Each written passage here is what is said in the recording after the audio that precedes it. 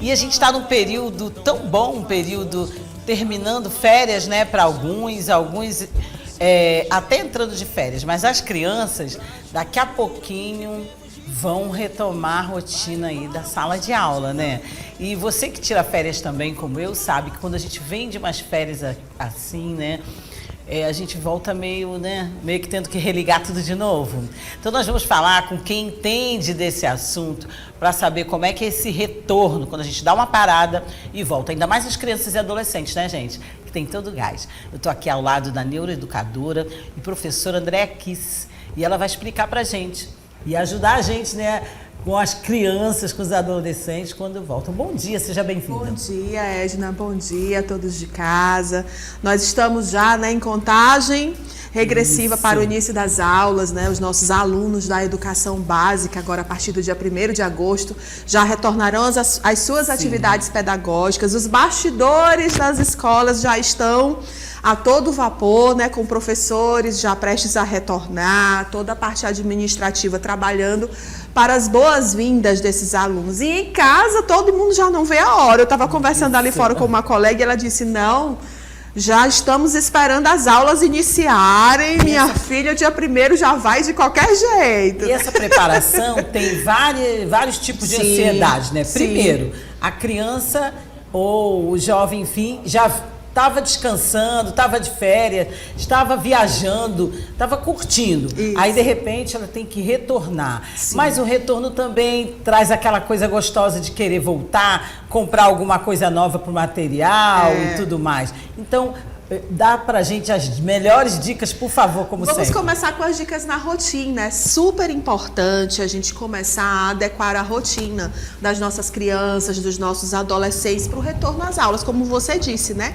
Nas férias estava tudo mais tranquilo, dormia a hora que queria, exatamente, acordava a hora que queria. Uma viagem que também nos tira da rotina, né? Muitas famílias conseguem conciliar as férias dos filhos, as férias deles também no trabalho. Quem não consegue conciliar tem um trabalhinho maior para poder promover atividades de lazer. Exato. E outras atividades, porque não é todo mundo que entra de férias quando os filhos entram de férias, não é verdade? Infelizmente não dá, às então, vezes. toda essa rotina a gente já vai começando a reabituar. O ideal era que nós pegássemos aí pelo menos 2 semanas, por exemplo, de retorno gradativo à rotina do sono.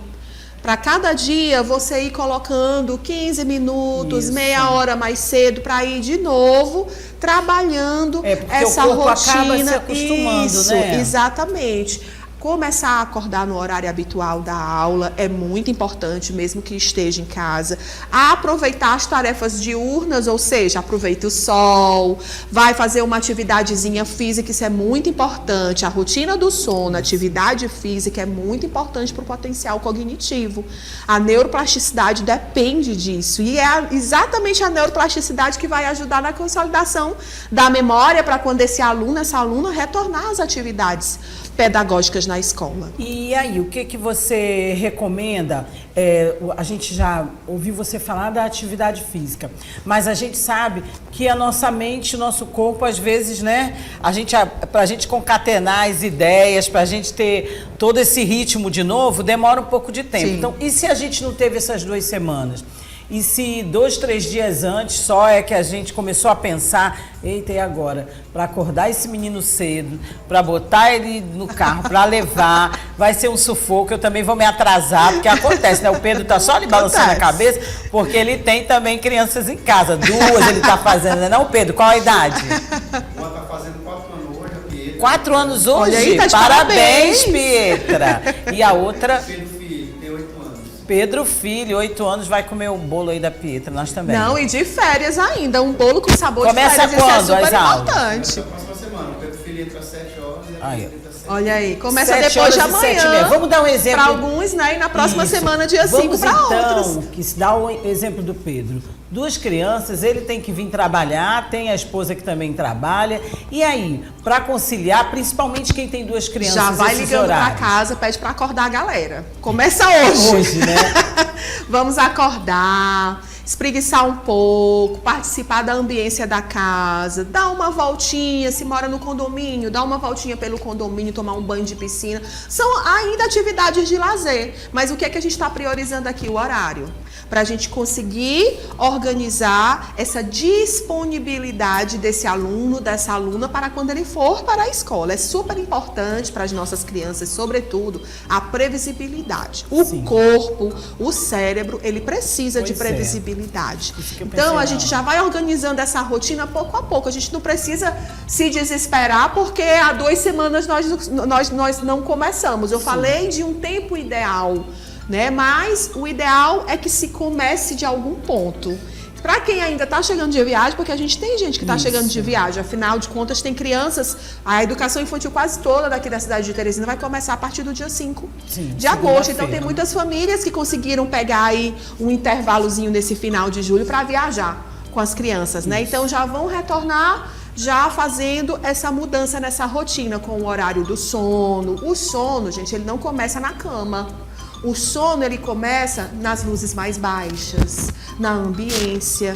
Então, 7 horas, você já dá o jantar da criança, porque é muito importante também para que um bom sono se estabeleça naquele indivíduo, que aquela criança jante, faça a última refeição cedo, mais cedo. Né? Então, você faz a refeição mais cedo, para você ter ali um intervalo de 2 horas de digestão, para você começar essa rotina do sono. E essa rotina começa nas luzes mais baixas, num ambiente mais tranquilo. Mais confortável. E aí, mais né? confortável. O sensorial é muito importante, a caminha muito organizada, muito macio, aquele cobertor macio. Você vai conversar, vai contar uma história, vai falar sobre o que está por vir. E aí a criança vai acalmando a mente e o sono vai chegando. Agora, André, você falou algo muito importante, que é a preparação da escola. Gente, num retorno às aulas, não basta que apenas as crianças, as mães, os pais, enfim, que todos se preparem, principalmente os profissionais, né? Principalmente a escola tem que estar preparada. De que forma a escola deve receber esse aluno? Porque são diferentes cabecinhas, né? Diferentes, alguns têm TDAH, enfim. Como é que a escola deve se preparar ou que ela se prepara? A escola, nesse momento de retorno às aulas, ela é toda acolhida, né? A acolhida, nesse momento, é o principal ponto. Principalmente porque no retorno do segundo semestre, nós temos crianças que estão matriculadas como novatas em escolas, porque vieram de outra cidade ou porque trocaram de escola. Enfim, são situações diversas, né? E tudo isso é um processo de adaptação ao novo semestre. Quem já vem no mesmo ambiente escolar recebe aquela acolhida, já participa, a gente já inicia agosto já na Semana dos Pais, a gente já inicia agosto na Semana também dos Estudantes, né, que é logo em seguida. Datas festivas então importantes. São datas festivas muito importantes e a escola com certeza já tem seu planejamento voltado para isso, para além da acolhida dos nossos estudantes que estão por vir agora, a partir do dia 1º. Pronto. Então, para fechar nossa entrevista, nosso bate-papo, que é sempre muito gostoso, e sobre um assunto que interessa muito a todos nós, eu gostaria que você, então, deixasse mais uma última dica nessa questão do bom ambiente, até para a própria criança mesmo. Como você falou, podem ter crianças novas, né? Podem ter surpresas na escola. Então, qual é a mensagem boa que o pai, a conversa boa do pai com o filho nesse retorno? Bom, nesse retorno, vamos envolver as crianças na organização do próprio material. Pronto. Como você falou, né? É muito bom. A gente vai na papelaria, compra uma canetinha, renova ali o estojo, né? Para quem gosta desse ritual, é muito importante envolver a criança nesse ritual. Isso é uma memória afetiva muito boa, gente.